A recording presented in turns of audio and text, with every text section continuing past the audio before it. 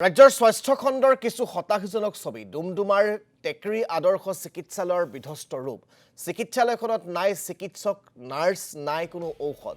২০০০ৰো অধিক পৰিয়ালে বাস কৰা অঞ্চলটিত ভৰসা আছিল আদৰ্শ চিকিৎসালয়খন কিন্তু কিয় ২০১২ চনতে নিৰ্মাণ কৰা এই চিকিৎসালয়খনৰ এই দুৰৱস্থা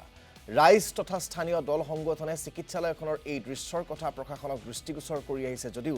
আজি পৰ্যন্ত ফলাফল নোলাল ভূতবাংলালৈ পৰ্যবেক্ষিত হোৱা চিকিৎসালয়খনৰ দুৰৱস্থাক লৈ ক্ষোভ প্ৰকাশ কৰিছে দল সংগঠনে অতি সোনকালে চিকিৎসালয়খন কাৰ্যক্ষম নহলে আন্দোলনৰ ভাবুকি দল সংগঠনৰ আজি যিদিনাখনৰ পৰা এইখন হস্পিটেল ২০১২ চনতেই নিৰ্মাণ কাৰ্য সম্পূৰ্ণ হোৱাৰ পৰা আমি চৰকাৰক কাকতি মিনতি কৰি আহিছো যে আমাক ইয়াত ডাক্তৰ নাৰ্ছৰ প্ৰয়োজন আপোনালোকে চিকিৎসা ব্যৱস্থা কৰি দিয়ক কাৰণ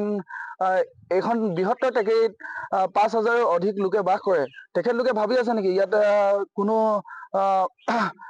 মানুহ বা লোক বাস নকৰে বুলি কিন্তু এটা কথা আমি এতিয়ালৈ আমি অনুভৱ কৰিবলৈ পাৰিছো যে যি সময়ত তেখেত স্বাস্থ্য মন্ত্ৰী আছিল তেখেতে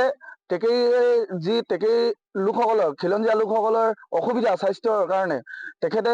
আদৰ্শ চিকিৎসালয় দিছিল কাৰণ তেখেত